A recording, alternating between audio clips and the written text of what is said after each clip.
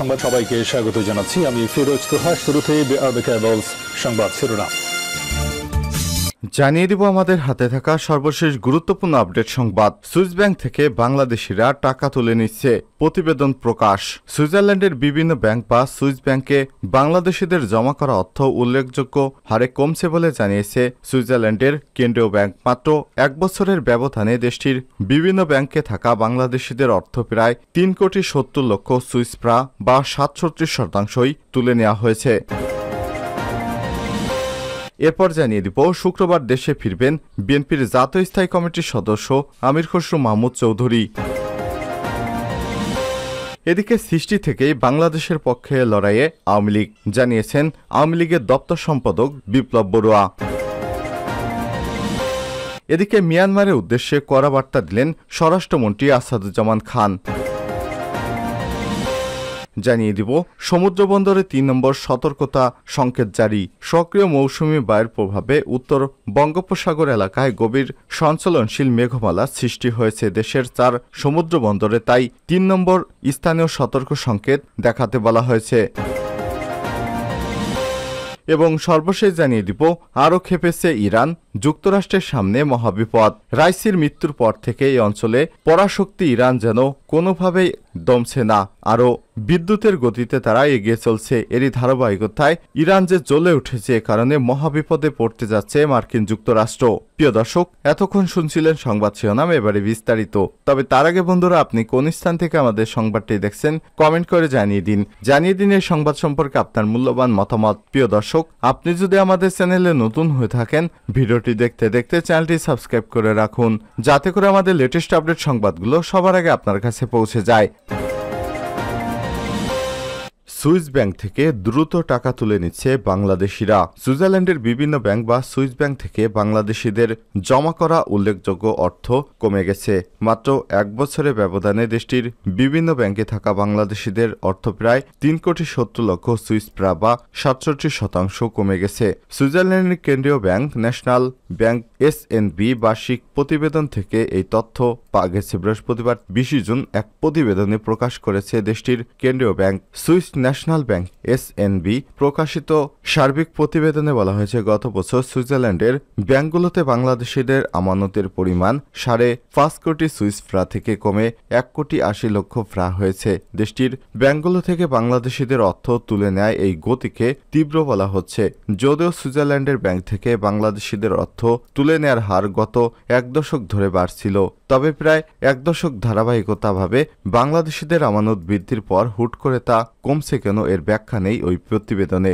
এর আগে SNBর 2022 সালের বার্ষিক প্রতিবেদনে দেখা যায় 2021 সালে সুইস ব্যাংকগুলোতে বাংলাদেশিদের আমানতের পরিমাণ ছিল 87,11,00,000 সুইস ফ্রা, কিন্তু পরে অর্থাৎ 2022 সালে তা কমে 5,50,00,000 ফ্রাতে দাঁড়ায়। আর বৃহস্পতিবার প্রকাশিত প্রতিবেদন SNB বলছে, সুইস ব্যাংকে বাংলাদেশিদের আমানত 5,50,00,000 ফ্রা থেকে কমে 1,80,00,000 ফ্রাতে হয়েছে।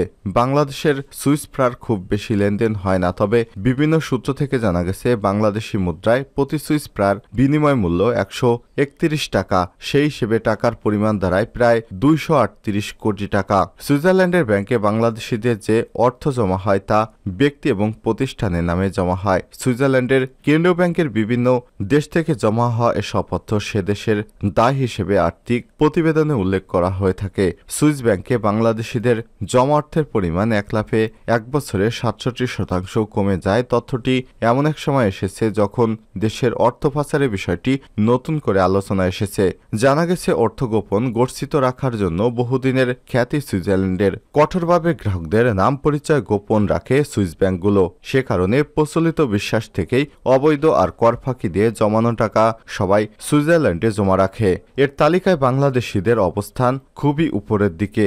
বাংলাদেশ থেকে অনেক টাকা সুইজারল্যান্ডে প্রত্যেক বছর পাচার হয়ে যাচ্ছে, যেগুলো এখনো কোনো প্রতিবেদন প্রকাশ করা হয়নি। এটাই অত্যন্ত দুঃখের বিষয়। শুক্রবার দেশে ফিরবেন বিএনপি নেতা আমির খসরু মাহমুদ চৌধুরী। প্রায় 1.5 মাস পর চিকিৎসা শেষে যুক্তরাষ্ট্র থেকে দেশে ফিরছেন তিনি। বিএনপির মিডিয়া সেলের থেকে সব তথ্য জানা গেছে। আগামীকাল শুক্রবার বিকাল 5:30টায় তিনি ঢাকার হযরত শাহজালাল রাদিয়াল্লাহু তাআলা আন্তর্জাতিক বিমানবন্দরে পৌঁছানোর কথা রয়েছে। বিএনপির মিডিয়া সেলের সদস্য সাইরুল কবির খান আমাদের বিষয়টি গতকাল বৃহস্পতিবার নিশ্চিত করেছেন। প্রসঙ্গত, কারামুক্তি 2 মাস পর চিকিৎসার জন্য গত 26 এপ্রিল সন্ধ্যায় সস্ত্রীক যুক্তরাষ্ট্রে যান বিএনপির জাতীয় স্থায়ী কমিটির সদস্য আমির খসরু মাহমুদ চৌধুরী। তার স্ত্রী তাহেরা আলমও সেখানে চিকিৎসা নেওয়ার কথা ছিল। যুক্তরাষ্ট্রে তাদের মেয়ে তাহমিনা চৌধুরী আছেন। গত বছরের 3 নভেম্বর রাজধানীর গুলশান থেকে আমির খসরুকে আটক করে গোয়েন্দা পুলিশ। পরে 28 অক্টোবর দলের মহাসমাবেশে সংঘর্ষে এক কনস্টেবল নিহত হওয়ার ঘটনায় দায়ের করা মামলায় তাকে 6 দিনের রিমান্ডে নেওয়া হয়। পরে তাকে কারাগারে পাঠানো হয়। চলতি 15 ফেব্রুয়ারি ঢাকার কেরানীগঞ্জ কেন্দ্রীয় কারাগার থেকে জামিনে মুক্তি পান আমির খসরু মাহমুদ চৌধুরী। সৃষ্টি থেকেই বাংলাদেশের পক্ষে লড়াইয়ে আওয়ামী লীগ। বাংলাদেশের ইতিহাস, ঐতিহ্য এবং উন্নয়নের স্বপ্নযাত্রা জন্মলগ্ন থেকে সারথি বাংলাদেশ আওয়ামী লীগ শত সংকট সংগ্রাম আর চরম জুলুম নির্যাতন নিপীড়ন অতিক্রম করে বীরদর্পে অদম্য গতিতে দলটি এগিয়ে চলেছে প্রগতি আর উন্নয়নের অগ্রযাত্রায়। যখন পশ্চিম পাকিস্তানের নির্যাতন একচেটিয়া সিদ্ধান্ত গ্রহণের কারণে কোণঠাসা ছিল তৎকালীন পূর্ব পাকিস্তানের সব রাজনৈতিক কার্যক্রম, তখন বাংলাদেশের মানুষের ম্যান্ডেট নিয়ে একদল লোক এগিয়ে এসে আওয়ামী লীগ। ফল হিসেবে তুমুল জনভিত্তি নিয়ে 1970 সালে নির্বাচনে নিরঙ্কুশ বিজয় লাভ করেন জাতির পিতা বঙ্গবন্ধু শেখ মুজিবুর রহমানের নেতৃত্বাধীন আওয়ামী লীগ। দলটি শুরু হয় 1949 সালের 23 জুন। সেদিন ঢাকার টিকাটুলিতে KM দাস লেন রোডে গার্ডেন প্যালেসে প্রতিষ্ঠিত হয় পূর্ব পাকিস্তান আওয়ামী লীগ। এই 23 জুন পলাশীর অম্রকাননে বাংলার স্বাধীনতা লাল সূর্য স্তমিত হয়েছিল। আওয়ামী লীগের প্রতিষ্ঠাতারা দলের আত্মপ্রকাশের দিন হিসেবে ইতিহাস থেকে 23 জুন তারিখটি বেছে নিয়েছেন, কারণ এটি ছিল এদেশের মানুষের মুক্তির পথযাত্রার প্রথম পদক্ষেপ। 1955 সালে ধর্মনিরপেক্ষতার চর্চা অসাম্প্রদায়িক চেতনা প্রতিষ্ঠার লক্ষ্যে সংগঠনটির নাম থেকে মুসলিম শব্দটি বাদ দেওয়া হয়। নাম রাখা হয় পূর্ব পাকিস্তান আওয়ামী লীগ। 1947 সালে দেশভাগ হওয়ার পর থেকে পাকিস্তান সরকার বাঙালিদের অধিকার থেকে বঞ্চিত করা শুরু করে। এমন প্রেক্ষাপটে দেশের মানুষ নিজেদের অধিকার আদায়ে পাকিস্তান সরকারের উপর চাপ প্রয়োগের প্রয়োজন ছিল একটি রাজনৈতিক দলের। দেশভাগ হওয়ার পর পাকিস্তানের বিভিন্ন রাজনৈতিক দলের প্রতিষ্ঠা হলেও বাঙালিদের অধিকার আদায়ের জন্য যে দলটি সবসময় নেতৃত্ব দিয়েছে সেটি হচ্ছে আওয়ামী লীগ। এ সময় বঙ্গবন্ধুর নেতৃত্বে আওয়ামী লীগ 70-এর নির্বাচনে অংশগ্রহণ করে এবং পাকিস্তান জাতীয় পরিষদে একক সংখ্যাগরিষ্ঠতা অর্জন করে।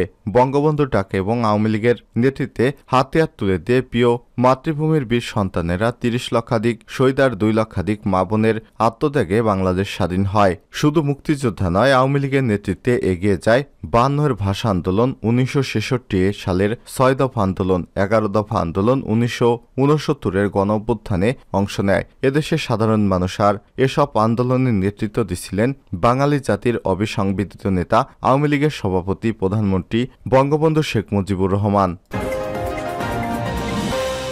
মিয়ানমারের উদ্দেশ্যে কড়া বার্তা দিলেন স্বরাষ্ট্রমন্ত্রী। মিয়ানমারের উদ্দেশ্যে কড়া বার্তা দিয়ে স্বরাষ্ট্রমন্ত্রী আসাদুজ্জামান খান কামাল বলেছেন, আবার যদি গুলি করা হয় তাহলে আমরাও পাল্টা গুলি চালাবো। বৃহস্পতিবার 20 জুন দুপুরে সচিবালয়ে নিজ দপ্তরের সাংবাদিকদের প্রশ্নের জবাবে এসব কথা বলেন স্বরাষ্ট্রমন্ত্রী। আসাদুজ্জামান কামাল বলেন, মিয়ানমারে বিভিন্ন জাতিগোষ্ঠী সরকারের বিরুদ্ধে যুদ্ধ করছে। আমরা যদ্দূর শুনেছি আরাকান রাজ্যের আরাকান আর্মি অনেক এলাকা দখল করে নিয়েছে। সেজন্য মিয়ানমারের যে বর্ডার গার্ড পুলিশ বিজিবি তারা আত্মরক্ষার্থে আমাদের এলাকায় পালিয়ে এসেছে। কাজেই সেখানকার অবস্থা কি সেটা আমরা বলতে পারবো না, তবে এতটুকু বলতে পারি তারা মাঝে মাঝে ভুল করে আমাদের বিজিবি সদস্যদের উপর গুলি করছে। তবে আমি সবাইকে জানিয়েছি মিয়ানমার থেকে যদি কোনো গুলি এসে পড়ে তার পাল্টা গুলি চালাতে হবে। আর বাংলাদেশের টেকনাফ অংশে যার জন্য যে অঞ্চল ব্যবহার করতে হয় ওইখান দিয়ে মিয়ানমারের একটু অংশ পড়ে, এ কারণে দেশের পতাকা উড়িয়ে গেলে কেউ গুলি করবে না। এ সময় তিনি বলেন, নাপ থেকে সেন্ট মার্টিন যেতে হলে আমাদের এলাকায় নাপনদ কিছুটা নাব্য হারিয়েছে, কাজেই সেখান দিয়ে আমাদের নৌযান চলাচল করতে পারে না। মিয়ানমারের অংশ দিয়ে যেতে হয়, এ কারণেই বিপত্তিটা ঘটেছে। সমুদ্র বন্দরে ৩ নম্বর সতর্ক সংকেত জারি। সক্রিয় মৌসুমি বায়ুর প্রভাবে উত্তর বঙ্গোপসাগর এলাকায় গভীর সঞ্চালনশীল মেঘমালা সৃষ্টি হয়।